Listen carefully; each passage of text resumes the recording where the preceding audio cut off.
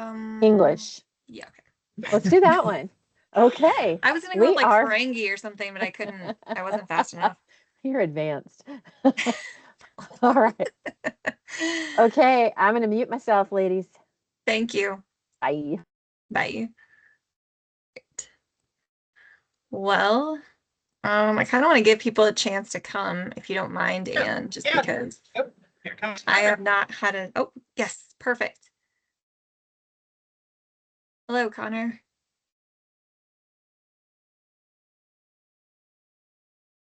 Can you hear us, Connor? Yes, I can. Can you hear me? Yes. I'm going to put my microphone on mute because I've got another computer grinding in the background. Okay. Cool. I think we're ready. I mean, we have Carolyn, we've got Connor, myself. That seems like a pretty good turnout. So, all right. Well, I am outside the House lobby because there's a bill that I am kind of following that they're having lots of fun with right now. So I will try to kind of buzz through this stuff quickly. There's not actually a lot of new to discuss. There's only one new bill. Just kind of big picture, they are at a total of almost 500 bills introduced this session, 497. 54 of those are on our tracker. So they're a little higher than last year at this time in the Senate, but a little lower than last year in the House. So it's kind of balancing out, probably because a lot of those JBC supplemental and mid-year bills they alternate. So this year they were starting in the House, or sorry, the Senate. So new bill on the list this week is 1293. It's a House bill, drug overdose education and opioid antagonist in schools. It's got a bipartisan sponsorship. It's a little bit different than the other opioid antagonist bill that was introduced in the Senate. This one basically requires the state board to adopt some standards to include in the health. Some standards specifically talking about opioid overdose prevention, and have those embedded within the health standards. They have until July 6th of 2026 to adopt those. And then there's also a component that allows for districts to stock there's already, I guess, a law in place allowing you to keep the antagonists on hand or to administer them with certain people. This just kind of allows you to collect gifts, grants, and donations to pay for that. Very nice of them. So the budgets are bad when we start seeing the gifts, grants, and donation bills coming forward, because that was a very popular thing back during the recession in like 07, 08, 09, and here we are again. So like I said, it's bipartisan sponsorship in both chambers. Not what I would call a major earth-shattering kind of policy shift, but something maybe to be aware of. Any questions on that one? well, do these usually come with, I mean, they come with standards? Does it usually come with like recommendations with materials that school districts should adopt in the process? I mean, sometimes they do have a requirement for districts or for the board CDE to have like a clearinghouse. Let me see what this one includes. Pull up the actual bill. All right, so state board has actually, this is very brief. It doesn't say anything about, it just talks about the standards and the state board's adoption of the standards. Identify knowledge and skills that a student should acquire relating to drug overdose, including fentanyl and other opioid-related drug overdoses. The standards must include evidence-based knowledge skills regarding drug overdose risk identification. So it just kind of talks about what needs to be in the standards. And then it says the state board can accept gifts, grants, and donations for the purpose of covering the cost, which anytime they do standards, there's a little bit of a price tag on it. And then most of the rest of the bill has to do with that, just kind of giving you the authority to have gifts, grants, and donations for administering for collecting and administrating the stock supply of opioid antagonists. So there isn't anything specific about supports that you might get from the department, at least not in this bill. How does this differ from our current standards? I have to imagine we have at least drug-related standards now. That is a good question. I actually don't know what if anything is in the standards on this Okay, issue. sorry. Thank you. I can look that up for myself. So that's the only new one. There have been a lot of bills moving. And probably the biggest one that, well, there were a couple pretty good sized ones this week. So I'll just kind of buzz through. On the floor, they heard the solar garden lease, which is House Bill 1006, and food waste reduction at 1059. Those were on the House floor. They both passed. They're now introduced in the Senate. House Education, yesterday, they were working pretty late last night. They passed the Healthy Meals for All ballot measure bill, which is 1274. They also passed 1194, the financial literacy bill. So that was a pretty big one that they had quite a bit of testimony on. And then the other one that they passed pretty late was House Bill 1250, which is a requirement that districts distribute gun violence prevention information, gun safety information for parents. Mainly they talked about like safe storage information. That was a lot of the testimony was kind of around the need for parents to be more informed about the safe storage laws. So those came out of House Ed last night. Representative Basenecker's bill on giving school districts and churches the ability to develop land, YIGB as we're calling it here, yes, in God's backyard. House Bill 1169 passed seconds yesterday. That may be one that we're going to hear later today. I think they're going to be on the floor all day. And then over on the Senate side, the extension to that facial recognition prohibition. So that the initial prohibition passed last year as just kind of a 1 year, let's see how this goes sort of thing. So they have Senate Bill 143, which extends it. They have made, I think, some adjustments more around the area of student access to tech, kind of like that type of facial recognition. Although as I recall, there was also something related to school safety. So they've made some amendments trying to address some of the district concerns. But that one passed out of Senate Ed on Wednesday, the 5th. And then the other bill that was, so that one had been actually heard the previous week for testimony. They just laid it over for the vote. Same thing with the Department of Early Childhood budget bill. Basically, it's being run by Senator Kirkmeyer and was kind of an effort to make some cuts. Obviously, a lot of people are a little disgruntled with the Department of Early Childhood and some of the issues they've had rolling out UPK. So that one ended up failing. That was Senate Bill 119. I need to go back and listen. It was a unanimous vote, so I think that the sponsors went in and asked to have it PI'd. My guess is that they're still looking at how they can address this issue, maybe through the long bill. So I'm not sure that that's the last we've heard of this issue, but at least for this particular vehicle, that one is gone. So those were kind of the main ones that moved this week. And then for the coming week, they currently, and I say currently because I came into this week thinking like there were going to be, 20 bills on the calendar in various committees. And I think we ended up having, what was that, 6? So currently we have 10 bills on the calendar for next week in committee hearings. Well, these are I'm going to kind of bounce all over the place. I don't have them in a good order, but House Bill 1059 is food waste reduction. That was actually one of the big arguments against that healthy meals ballot measure.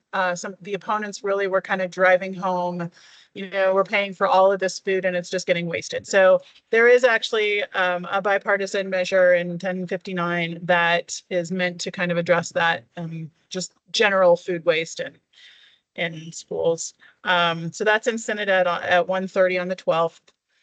House Bill 1230 is the one that we discussed a while ago related to people passing school buses and having the device that kind of monitors that. I was going to mention also the one of the lobbyists involved in that, in kind of supporting that bill. He represents a company that has these devices, and I don't have the name in front of me, but he was offering for any of my districts that wanted to, hear about how these work and, get a trial or something like that. He's happy to connect. So I figured I'd throw that out to Brian, but if any board members would like to hear more about the device that is likely to, one of the devices anyway, that could be used if this passes, let me know. So that was House Bill 1230, and that is in House Transportation on the 12th at 1:30. House Bill 1242 is another government transparency bill. So it's not the one from Senator Kipp, but one that's run by some Republicans, and it's in its first committee hearing. I would be a little surprised if it gets very far, but that one is scheduled in House State Affairs on the 10th at 1:30. House Bill 1278 is probably the biggest education bill next week. Biggest meaning probably the kind of most policy oxygen. That's the accountability bill that came out of the task force recommendations, and it's kind of St. Vrain is kind of leading the charge on that one. I mentioned it last week. I don't know if, I think it was Scott that was on the call. Is that right? And I had just said, if you can kind of float this around and let me know. It's up next week. So I knew last week we'd have a week to sort of get feedback if there is any.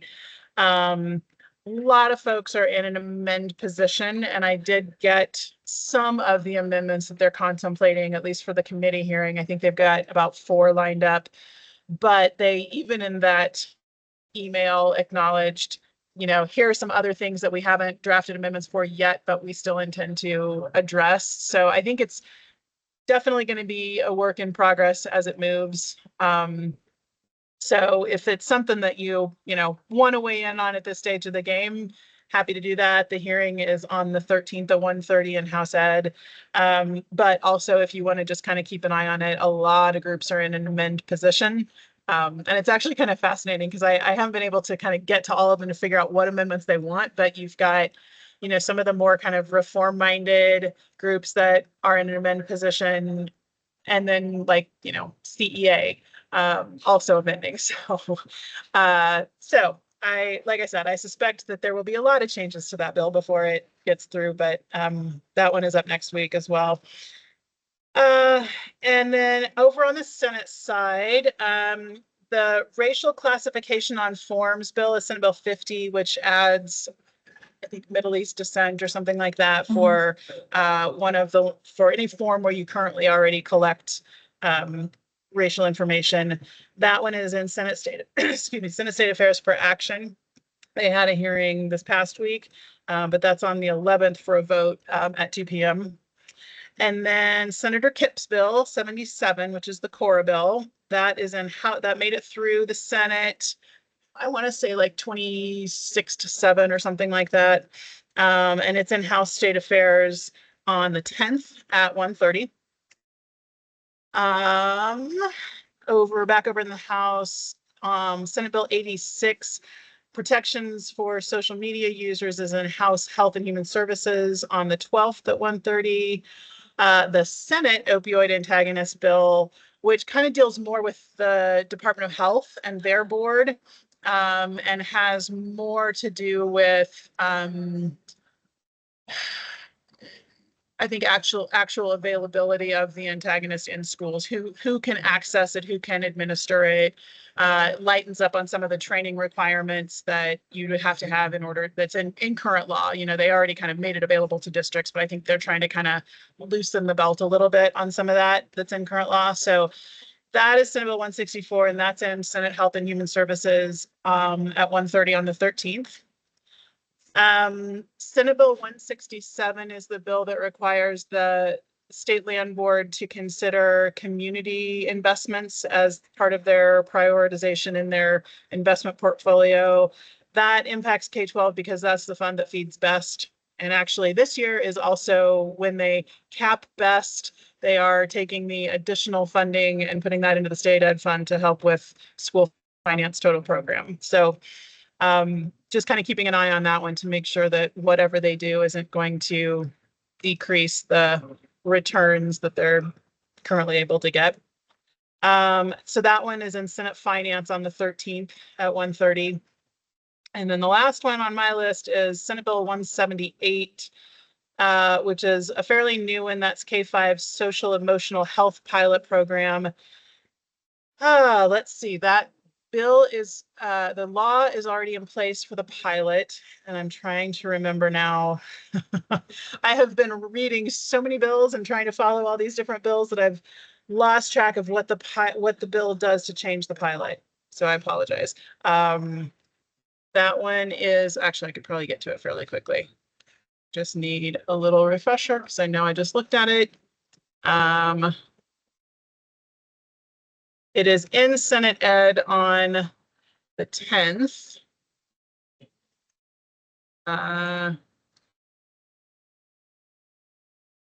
And oh, yes. So that bill has, in current law, when they adopted the pilot, they had more specificity in terms of qualifications for the pilot program.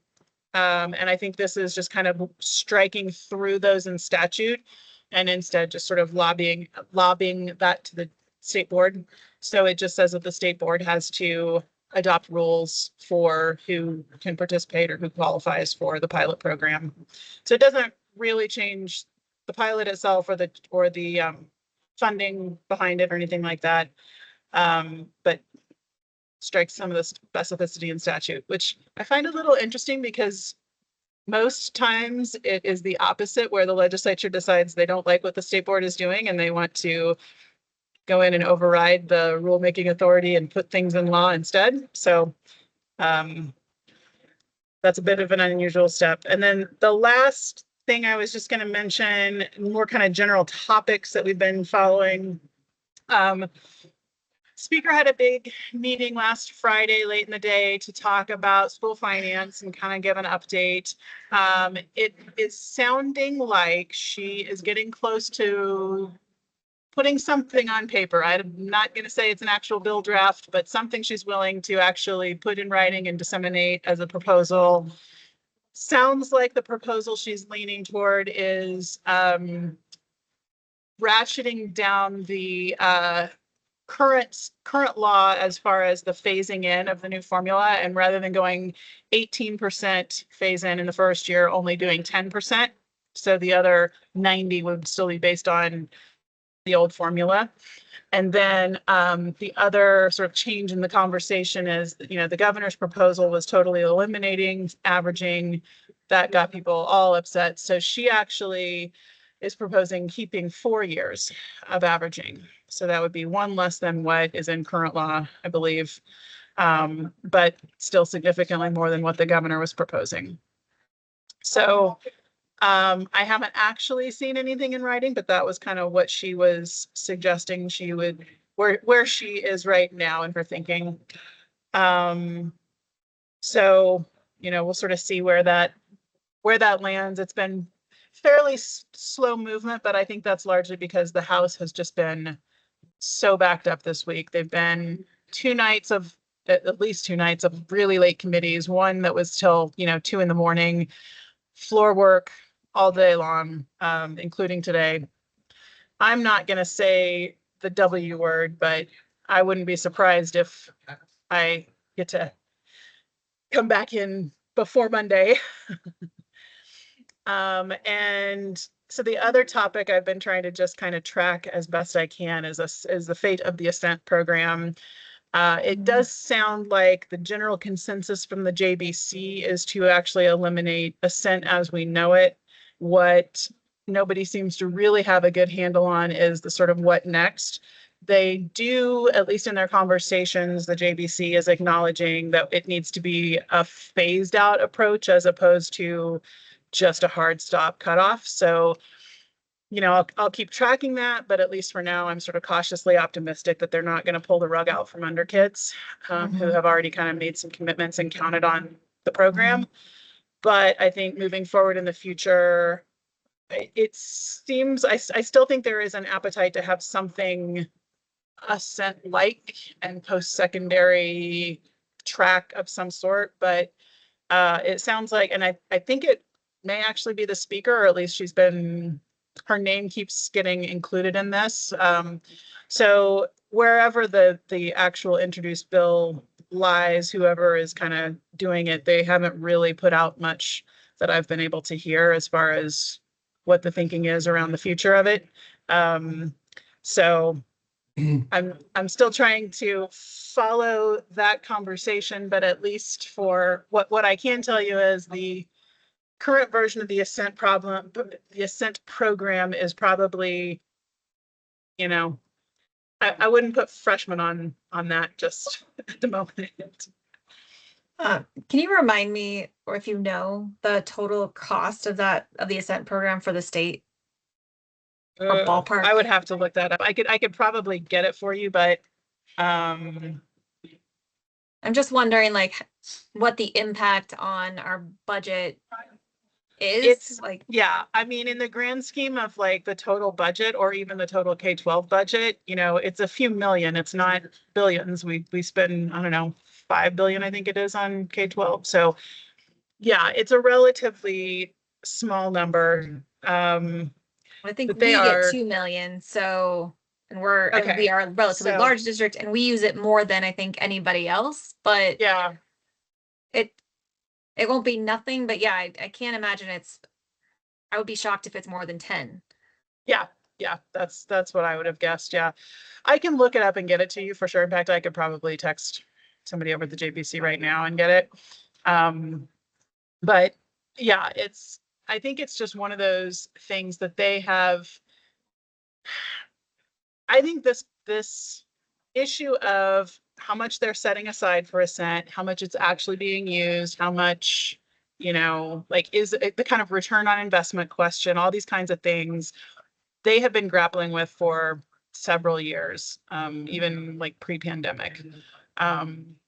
So it probably has less to do with the actual savings, and it's just, oh, here's a great money grab, and more about just sort of, this is not the best use of our money at a time when we don't have any money. Okay. I would argue if they're going to remove it from Ascent program specifically, then it needs to go right back into education fund in general. It's according to, I was just looking on a website, and the reimbursement rate for the 23-24 school year was $9,586 per full-time student. So you could probably go to CDE's website and see how many students are enrolled and figure it out. But right, it's probably right around pretty close to $10,000 per student for, I bet, the 24-25 school year. Yeah. Well, in both of those cases, the 4-year averaging and a phasing out of Ascent program, we live to fight another day. Whether or not that's going to be sufficient when the JVC meets for the long bill is a whole nother story, because those two, and if somebody was to say, hey, that's the deal on the table right now, PSD will take that in a second. I don't think that's going to be the only thing that's coming down the pike, though, because they've got to find the budget somewhere else. Now, last week, everybody at CASB was very optimistic about how education, K-12 education, was going to, be saved because we've sacrificed so much more in the past. But I'm not optimistic about that. That number that they've got to save keeps going up as well. First it was 750. Now everybody's talking, yeah, it's probably more like 1.1. So it's going to get hairy. Yeah.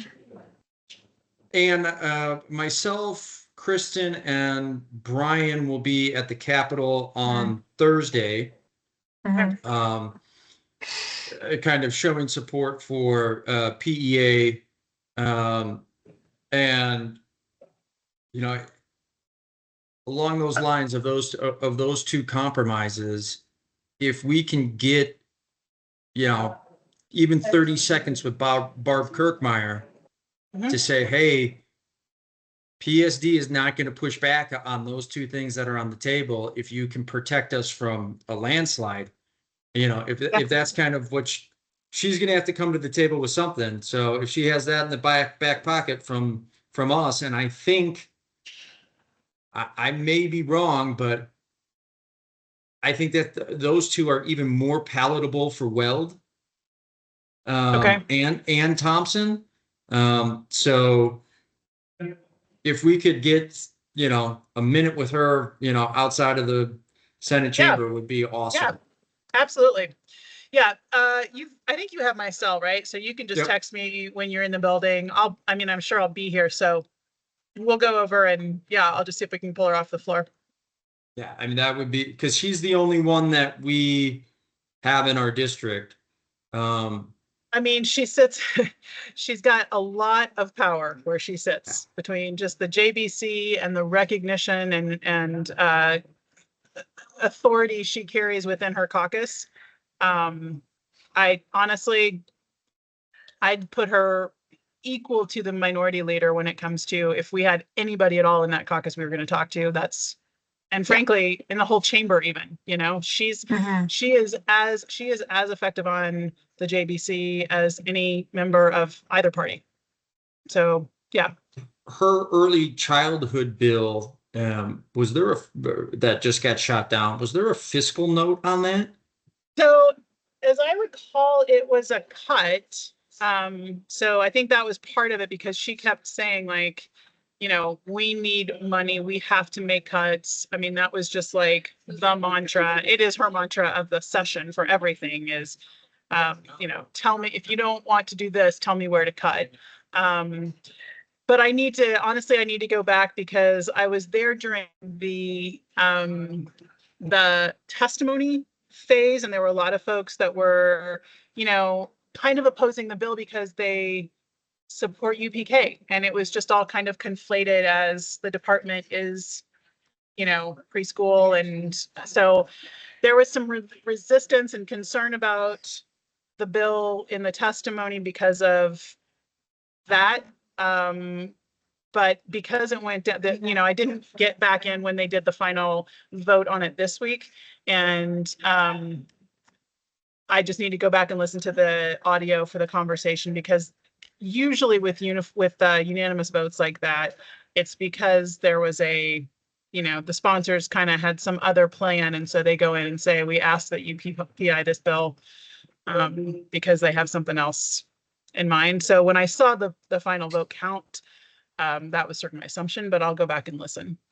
Well, Jessica and Caroline, I don't know if you remember, but not this past legislative roundtable, but the one before, so about 15 months ago, she seemed even back then to have it out for universal pre-K, and somewhat politically how the governor had funded that. So I wouldn't doubt to see that come back up somewhere. I don't have any knowledge of our universal pre-K program.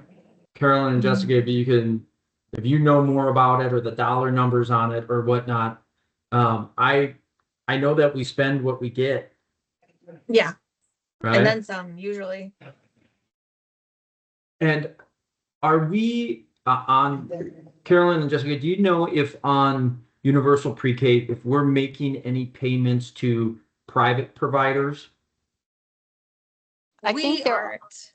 we don't make the payments to them. I think there are some private providers in our district, that we are like partnered with. That would be more like a Head Start piece, Connor. Like we partner with other. So for UPK though, part of the issue has been that it fully funds 4-year-olds, and we have to serve our integrated services students and Head Start students, and then but you have to meet like ratios for those groups of students as well. So you can't have a student with just students with integrated with special needs, right? And so then we end up having to take 3-year-olds who have to either self-pay or we have had to pay for them just to fill the slot to make it balanced, depending on the family and the situation. So I think UPK is going to continue to have some hiccups. It sounds like it's substantially better this year than it was last. But if like the legislature is trying to attack it in a different direction, while Polis hasn't quite allowed them to figure it all out, I wonder if we're going to end up with more problems than solutions.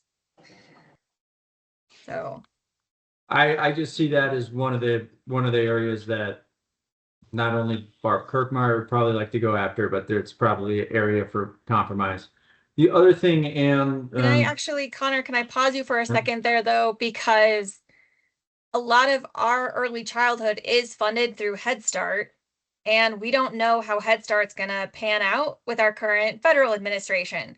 So I probably wouldn't sacrifice UPK at the moment, because we know those children need something in order for the rest of our system to do their job, right? So I would be cautious to attack that too hard. Yeah, I think so too. I'd like to fight for it because I think it's in our strategic interest to get more kids in our building as soon as possible, because once they're in, they Yes. don't leave. Yep. Whereas, and I can just use my own personal family, when you're going to private daycare for PK, you just have a tendency to follow where everybody else is going, even at that age, to keep your kids where they're at. And a lot of the times that's charter. You're already driving to the private daycare anyway. So, one last thing that I wanted to touch on, and how they're calculating the averaging. There's been some consternation in our finance department about how that cut would happen, and I think that there was some miscalculations that were coming out of the school finance, not the school finance formula. I forget the name of the organization that because what's the name of The school finance project. school finance project? They Yeah. put out some projections, and it's putting off alarm bells, because I've heard from 3 different people in PSD staff that was like, what is this? So So I don't know if you have any information on I- it, or if we can find it out. I will say this, the school finance project is just an advocacy group. They Yeah. don't have any, official capacity here in the Capitol. So if it's possible to just have, and one of the downsides of not having an actual proposal from the speaker is, once you get that, then you can get actual runs from legislative council. And those are the numbers that we actually rely on for, budgeting and all that. So, other than just kind of the messaging to people of, this is just an outside group that's using numbers that they come up with on their own. And, it's not to say they're bad numbers necessarily, or they don't know what they're doing. They've been in this game a long time. I used to work with Justin Silverstein forever ago. So they're smart people, but they're not the official people that this building will rely on when they're actually distributing money. Other than that, I would say the other problem that they may be facing that may lead to these numbers is, again, because we don't have, at least that I've seen, anything in writing that is very specifically laying out what years we're talking about or where the cutoff is for the averaging or anything else, or which numbers we're using. They are kind of left to guess. And so the numbers they're using to get to their calculations and their district runs may not be accurate, because they may be using a different assumption than what other people are using. So I don't know. I haven't seen them. I can't speak specifically to what School Finance Project is putting out, but in my experience, the School Finance Project and Tracy and Justin and anyone else that kind of works with them. They have not been super supportive of the new formula and have been, sometimes the arguments they put forward or the calculations they release are a little slanted in the direction of their own personal philosophy about a particular policy. So that, not saying that's the case here, but they could be also part of what is happening. Yeah, I hope that their estimation or runs that they're calculating doesn't get traction, because it seems like to me, from what I saw when I looked it up on their site, that they're thinking that there's more money to be saved by getting rid of averaging than there actually is. So Yeah, I don't know about that. I would have thought they'd be going the other way to make, most of the folks I thought in this building have been pushing to get more years of averaging included. And, I did talk to Ledge Council about how Poudre got impacted, 3 years versus 4 and, things like that. So I feel like most of the arrows in the conversations I've been in have been pointing to more years of averaging. I don't even think zero average, the governor's proposal of eliminating averaging, that's not even on the table anymore, really. It's not realistic. yeah. That's good to hear.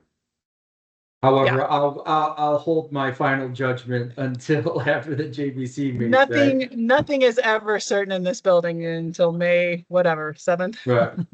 Okay, well, I will text you then on Thursday, but we have a meeting on Tuesday, and I'm gonna try to get more information from Dave and Brian about their alarm bells over Yeah. averaging. Yeah, and I know Dave has my cell if he wants to text or call and just let me know any specifics. I'm happy to try to hunt down, more details, but when I hear runs done by Colorado School Finance Project, I'm like, oh, that's like me doing runs. I've gone on the CDE website and pulled enrollment numbers and pulled, PPR. And anybody can populate a spreadsheet and auto sum and things like that. So, like I wouldn't put a lot of stock into that being what the speaker actually comes up with for a fiscal note. That's good to hear. Anything else?